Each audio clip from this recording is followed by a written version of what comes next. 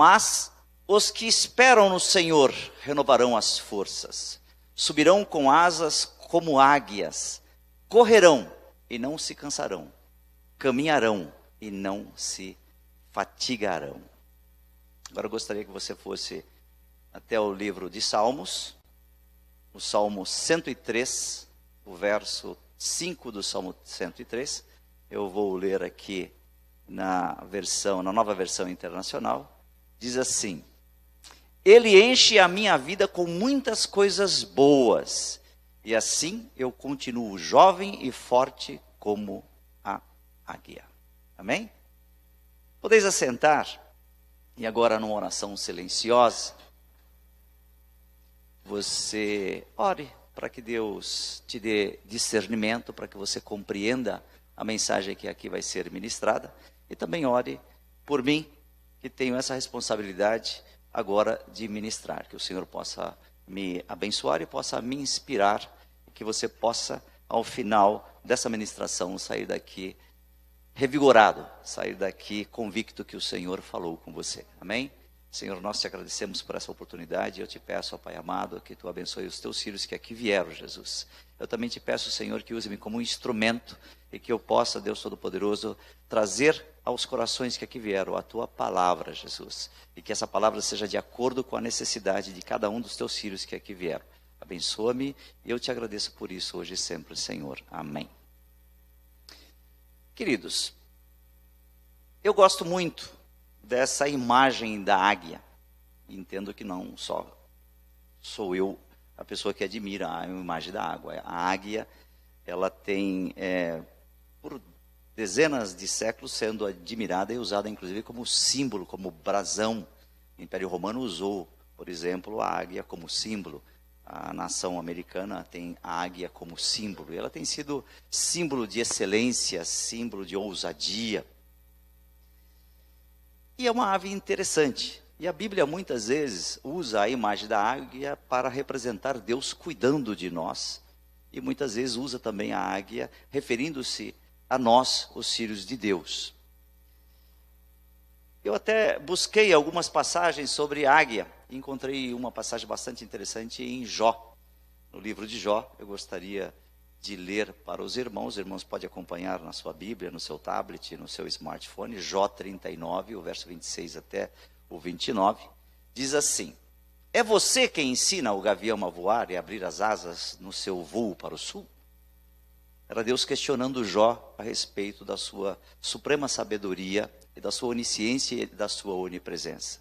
E Deus continua: Será que a águia espera que você dê ordem a fim de que ela faça o seu ninho lá no alto?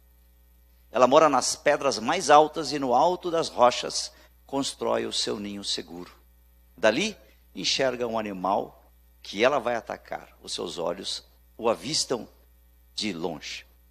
E chamou sim a atenção essa passagem, porque quando eu decidi falar sobre águia, eu comecei a buscar algumas informações, a pesquisar algumas informações, e até me veio à memória uma ocasião em que eu assisti um documentário, muito tempo atrás. Eu não me lembrava de todos os detalhes, mas um especificamente me chamou a atenção, porque este detalhe ele é relatado na Bíblia, no livro de Deuteronômio. Aliás, se você quiser acompanhar a leitura, Deuteronômio 32:11, diz assim: Como a águia ensina os filhotes a voar, e com as asas estendidas os pega quando estão caindo, assim o Senhor, Deus, cuida do seu povo. Olha, você é cuidado por Deus, Ele tem um carinho todo especial por você. Mas me chamou a atenção o fato de eu assistir esse documentário e me vir à memória quando eu estava preparando a mensagem, procurando as passagens na Bíblia que falasse da imagem da águia. Esse documentário, em uma ocasião em que eu assisti, mostrava a mãe águia preparando seus filhos para voar. Era bastante interessante o processo que ela usa, porque depois de quase 100 dias em que os ovos foram chocados, os filhotinhos já têm as penugens, já têm a estrutura para voar. Então ela tira os filhotes do ninho. E como é comum essas aves fazerem os seus ninhos no alto dos picos rochedos, em lugares muito altos, e a região aonde foi feita a matéria tinha muito rochedo, era muito alto.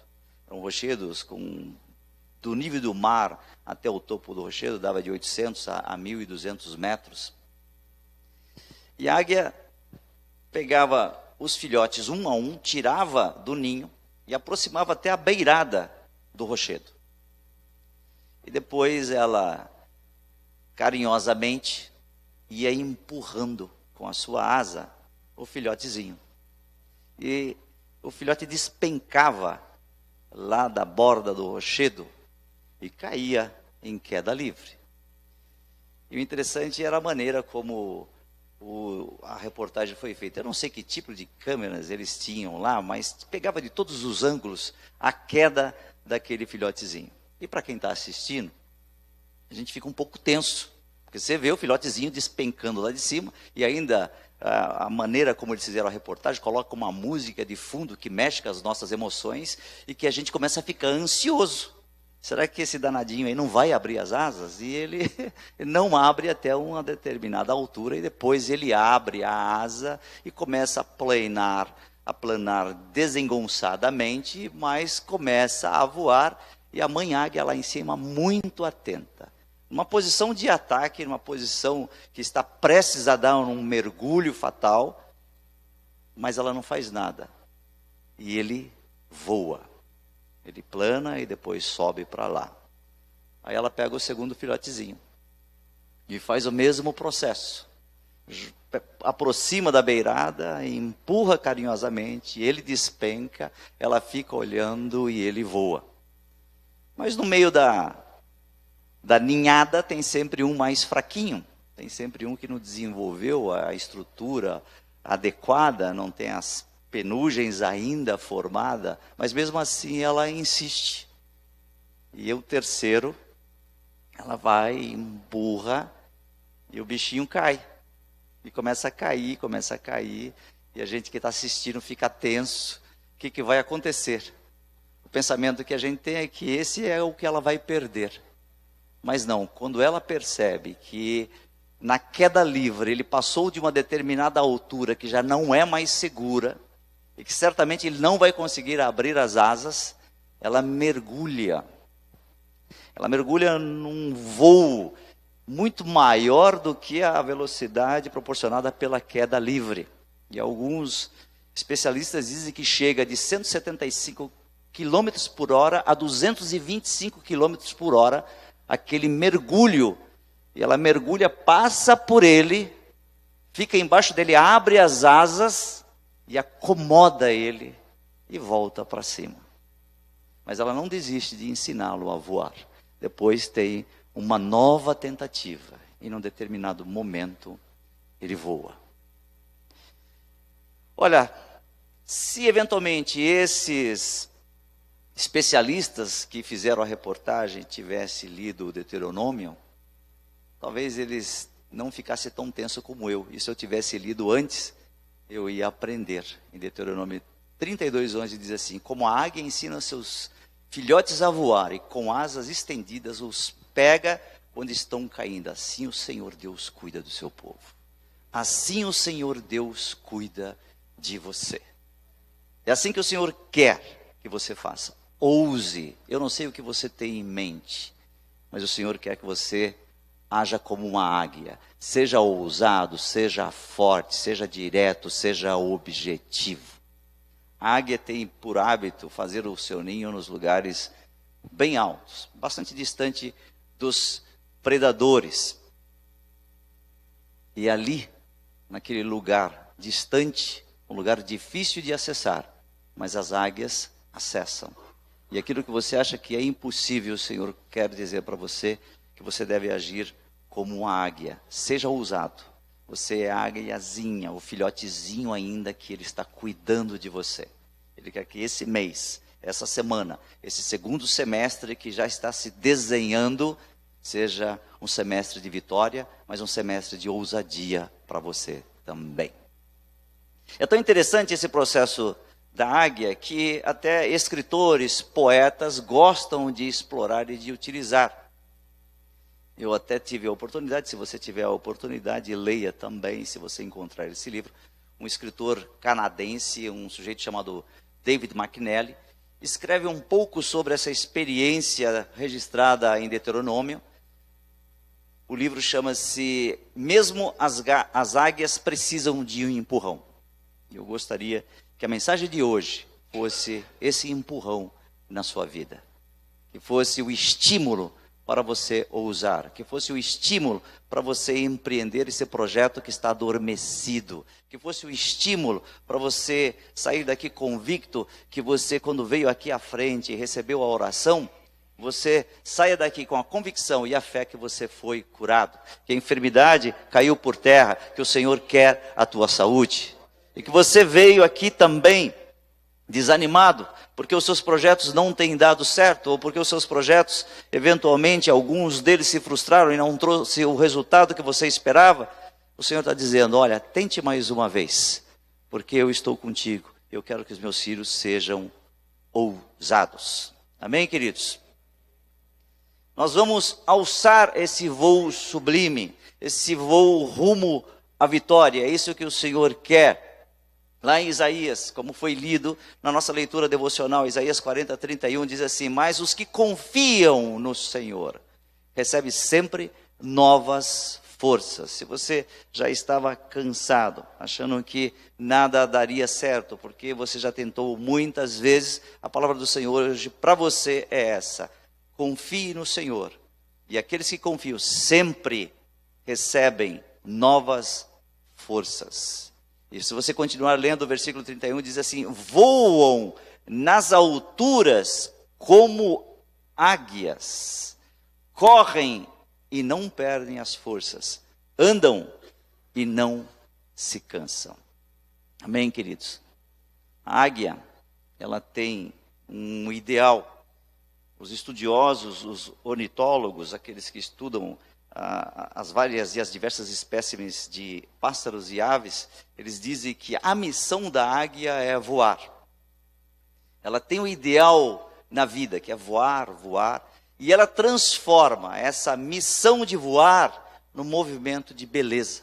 E é admirado a maneira como ela voa. Quem observa sente que há um prazer no voar da águia. E o que o Senhor quer é que os seus projetos, a sua ousadia, ela seja observada e contemplada pelos outros. Que essa ousadia do seu projeto possa ser um testemunho vivo de que o Senhor Deus opera na vida dos seus filhos. E se você é filho de Deus, você deve ser ousado e o Senhor certamente vai te abençoar. A águia é a única ave que ama as tempestades. Aliás, é motivo de estar atenta quando ela começa a observar no horizonte o desenho de uma tempestade. A águia normalmente, ela usa as correntes de ventos ascendentes de uma tempestade para voar mais alto e ficar acima das tempestades. Então, querido, se há tempestade na sua vida, use a tempestade para que você voe mais alto. O Senhor quer que você seja abençoado através dos momentos difíceis, dos obstáculos que eventualmente você tenha na sua vida. Amém? Então, olha, não deixe de bater as asas, não deixe de ousar. A águia não perde sequer uma oportunidade e ela sempre voa.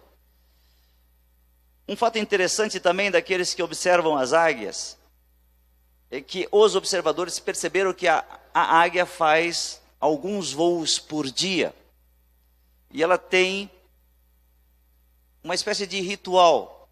O primeiro voo é sempre o mais baixo, o segundo é sempre mais alto que o primeiro, e o terceiro é sempre mais alto que o segundo. Ela tem um espírito de melhoria contínua. É o que o Senhor quer para a sua vida, que você melhore sempre. que seu projeto, o inicial, não deu tão certo, mas agora ele quer que seja melhor. Se já deu certo e houve um desempenho bom, o Senhor quer que o desempenho do seu projeto seja excelente. Amém? Eu não sei se você está entendendo o que Deus está falando com você, mas Deus quer que você confie, que você saia daqui convicto que a mensagem foi para você. Não importa qual seja a situação, não importa qual seja o seu projeto, não importa qual seja a sua enfermidade. Confie. Mais uma palavra para você confiar, Abacuque 3:19. Você pode ler comigo. Abacuque, livro de Abacuque 3:19 diz assim: o Senhor Deus é a minha força. Ele torna o meu andar firme como o de uma corça e me leva às montanhas, aonde eu estarei seguro. E é lá nas montanhas, no alto das montanhas, que é o habitat natural das águias. É lá que o Senhor quer te ver. Ele quer que você esteja por cima e não por baixo. Ele não quer que você esteja no pé da montanha, mas Ele quer que você esteja no topo da montanha. Amém? Deuteronômio 28:13 diz assim: o Senhor te porá por cabeça e não por cauda, e só estarás por cima e não por baixo, se obedeceres os mandamentos do Senhor teu Deus, que eu hoje te ordeno para os guardar e cumprir. Amém? Então, que esse segundo semestre que está se desenhando, que está iniciando, quando a gente acompanha os noticiários da economia e da política, nós ficamos assustados. Aliás, essa última semana foi uma semana bastante complicada para aqueles que querem tomar algumas decisões com relação ao panorama econômico futuro. A gente fica um pouco tenso. Mas chegou a hora de a gente mudar um pouquinho o nosso discurso. O recado para você, querido, sobretudo aquele que tem o hábito de dizer que tudo vai dar errado. Eu já não aguento mais. Eu não consigo. As portas estão fechadas para mim. Estou no fundo do poço, não há mais solução. Estou cansado de tudo. Eu tenho medo. Olha, se alguma dessas frases fez parte do seu discurso esse primeiro semestre, assuma um compromisso de que essas frases não fará parte do seu discurso nesse segundo semestre. Nós estamos no mês 5. O mês 6 está chegando, o mês 7, o mês 8, e passa muito rápido.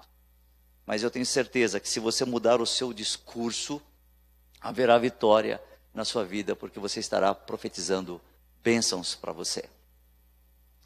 O livro de Provérbios, no capítulo 23, no verso 7, a primeira parte do versículo diz assim: porque como ele pensa consigo mesmo, assim é. Então, se você tinha esse discurso, mude.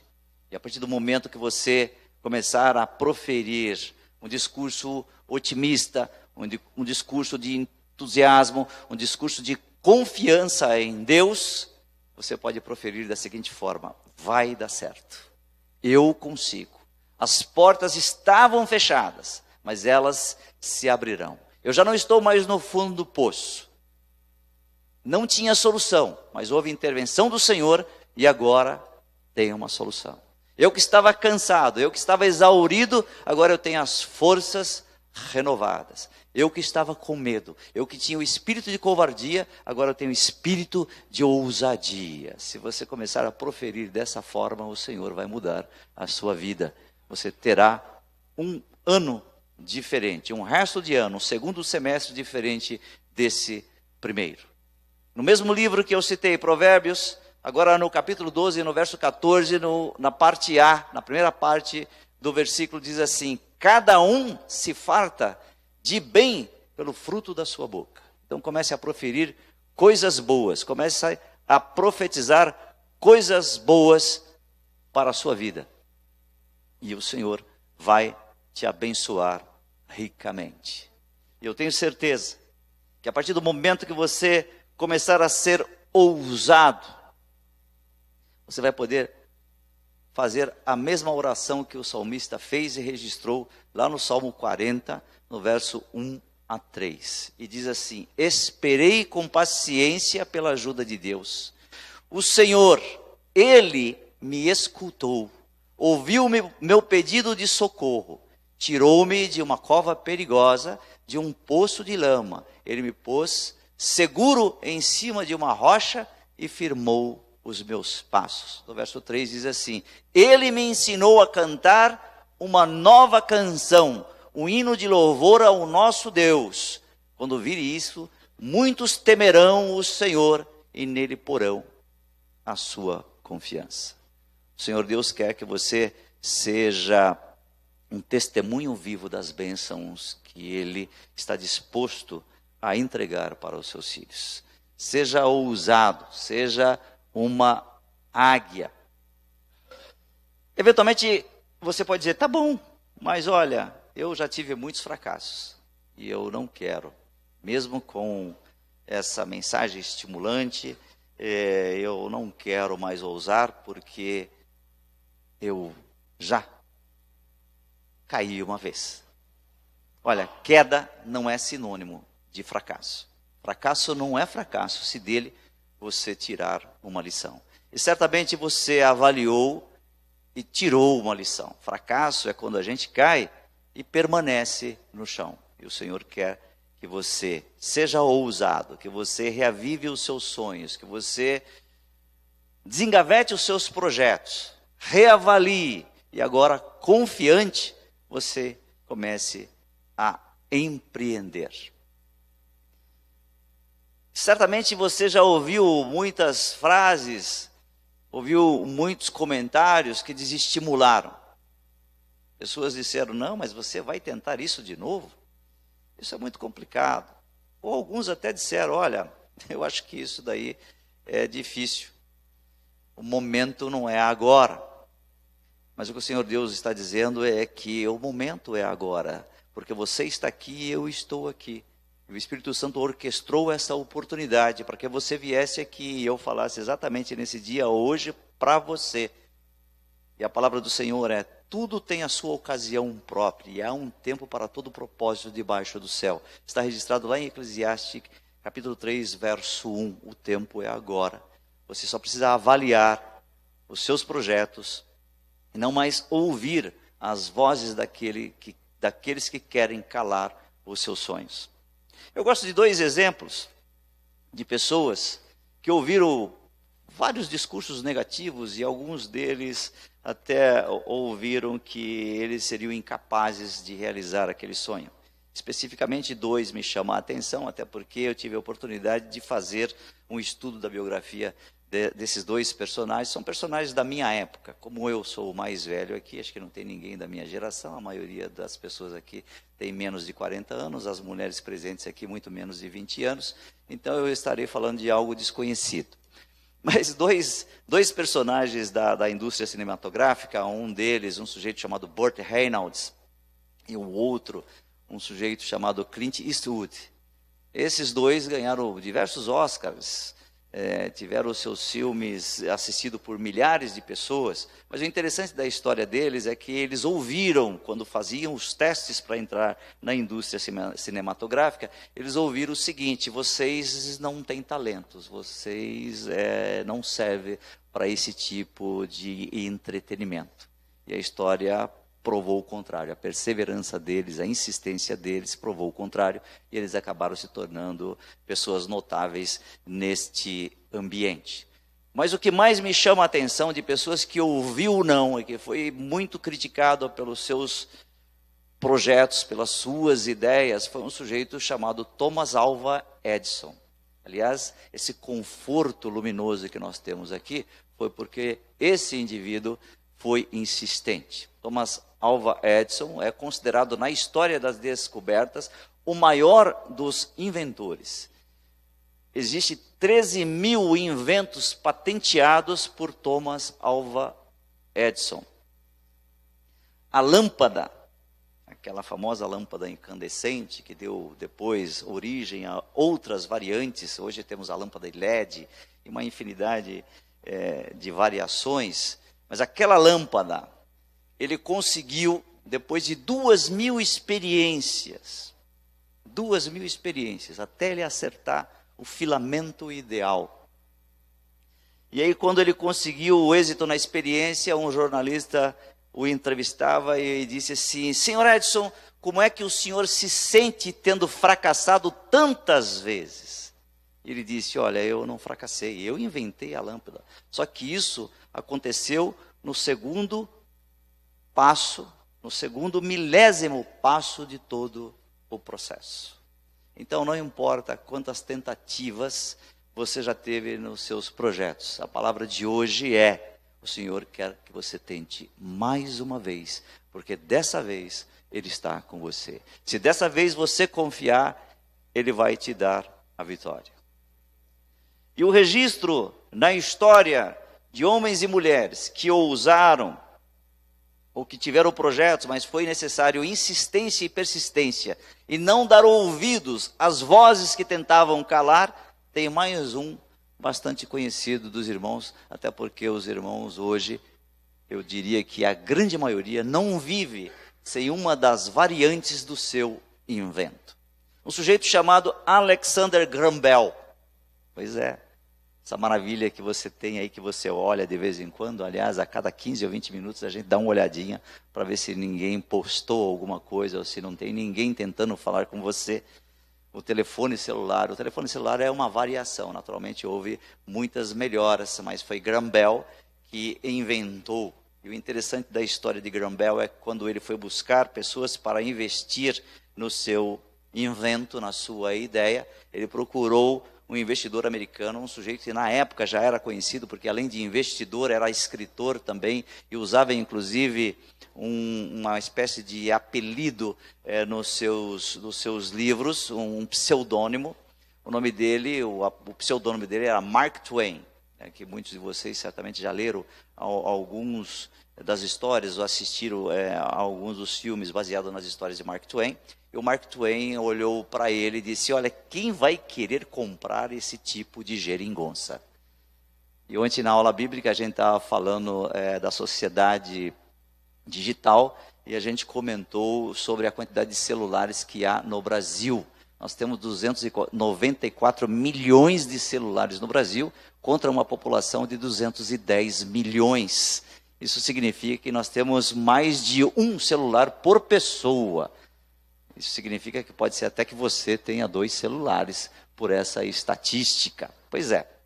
E aí alguém disse que isso era uma geringonça, e quem que poderia querer comprar isso? Olha, não dê ouvidos às vozes que tentam calar o seu sonho. Essa é a mensagem de hoje para você. Não dê ouvidos se alguém disse: olha, você jamais vai sarar dessa enfermidade. Se você disser: não, em nome de Jesus eu vou sarar, porque eu creio naquele que eu sirvo, você vai sair daqui vitorioso. Amém? Mas eu queria encerrar essa reflexão, essa mensagem para você, enquanto o grupo do louvor sobe e se prepara. Aliás, até vou dar uma sugestão: se vocês quiserem se preparar para entoar junto com a igreja o louvor, aquele que fala de uma nova história, porque essa é a nossa realidade. Nós teremos certamente, se crermos, uma nova história em nossas vidas. Mas eu queria comentar de um livro que eu li há muito tempo atrás, e esse livro, depois eu acabei descobrindo que tinha tantas variações desse livro, mas eu tive a sorte de ler o livro original. O autor é um autor africano, nasceu em Gana, o nome dele é James Iman Agrey. James Iman Agrey foi educador, nasceu em 1875, se mudou para os Estados Unidos, aonde faleceu em 1927, e o livro que ele escreveu, que o consagrou como um autor, mas a mensagem do livro é belíssima. O livro tem o título A Águia que Não Queria Voar. E eu vou tentar sintetizar e resumir a mensagem que ele passa no livro A Águia que Não Queria Voar. Agrey conta que, uma ocasião, um fazendeiro na África, andando pela região montanhosa, descobriu lá um ninho, e nesse ninho tinha um único ovo. E ele pega aquele ovo, tinha uma dimensão maior do que aquela que ele estava acostumado a ver na sua fazenda, e levou para a sua fazenda e colocou no ninho de uma galinha para ser chocado. Queria saber o que sairia daquele ovo, que ave sairia dali. E passado algum tempo, a galinha chocou aquele ovo e saiu uma ave diferente, bem diferente do que um pintainho. Tinha uma plumagem diferente, as garras do pé era diferente, o bico tinha uma curvatura diferente também. E o seu crescimento foi mais acelerado. Com pouco tempo, aquela ave já tinha uma envergadura de quase 1,5 metro. Para uma ave pequena, naquela idade, 1,5 metro de envergadura. Envergadura é o comprimento de uma extremidade da asa até a outra. E ela continuou crescendo. Ele pôde perceber que a envergadura, se daquele 1,5 metro, foi para quase 3 metros. E ela ficou grande. É só que se alimentava como as galinhas. Ele dava a mesma ração, dava o mesmo tratamento que ele dava para as galinhas. Passado um tempo, passava por ali um naturalista, e aquele naturalista, quando percebeu aquele tipo de ave vivendo com as galinhas, chamou o fazendeiro e disse: olha, fazendeiro, isso daí não é uma galinha. Isso aí é uma águia. E isso não nasceu para viver em cativeiro, isso nasceu para voar.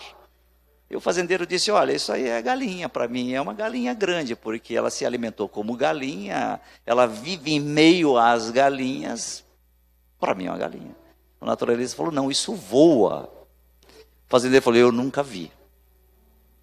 O naturalista, conhecedor profundo do coração de uma águia, dos hábitos de uma águia, disse: olha, posso tentar fazê-la voar?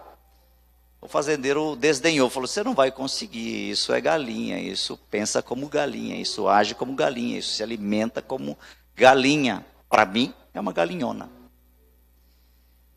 O naturalista pacientemente colocou aquela ave no braço, a ave inclusive machucou o braço dele. Ele olhou para aquela ave e disse: águia, você voa, você nasceu para voar. Você é a rainha dos céus, a rainha das aves. A águia olhou lá para baixo, foi ali onde ela tinha passado os últimos anos, saltou do braço dele e foi lá para baixo. Ficou lá onde ficavam as companheiras que ela tinha passado os últimos tempos. O naturalista insistiu, falou: me deixa eu tentar de novo. O fazendeiro retrucou: você está perdendo o seu tempo.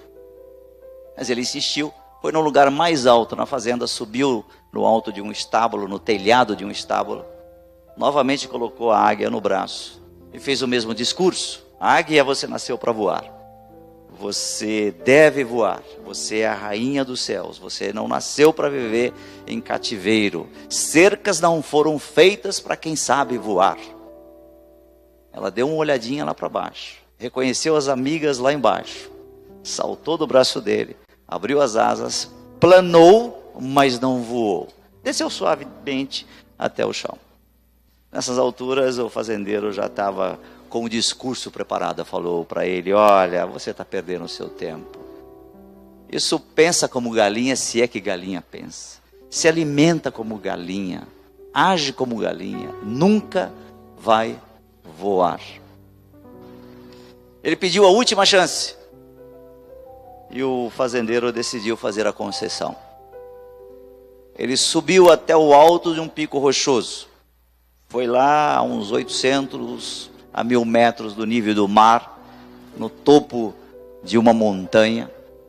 Colocou a ave no braço e disse para a ave: águia, você é a rainha dos céus.